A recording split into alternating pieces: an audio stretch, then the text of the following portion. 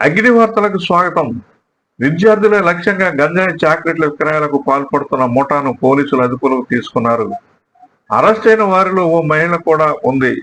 నగరంలో దాదాపు 23 కిలోల గంజాయి చాక్లెట్లను కుత్బుల్లాపూర్ జోన్ ఎస్ఓటి పోలీసులు పట్టుకున్నారు. ఈ చాక్లెట్లను మహారాష్ట్ర నుంచి హైదరాబాద్ కు రవాణా చేస్తున్నట్లు పోలీసులు తెలిపారు.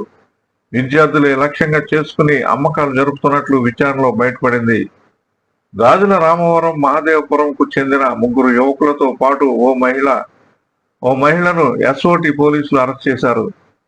4 నిందితులను జగదీర్గుట్ట పోలీసులకు అప్పగించారు. ఈ వ్యవహారంపై కేసు నమోదు చేసిన పోలీసులు లోతైన దర్యాప్తు చేపట్టారు. ఎవరి దగ్గర నుంచి గంజాయి చాక్లెట్లను కొనుగోలు చేశారు, దీని వెనకాల ఎంతమంది ఉన్నారనే దానిపై పోలీసులు ముమ్మరంగా విచారణ చేస్తున్నారు. అగ్ని న్యూస్, హైదరాబాద్.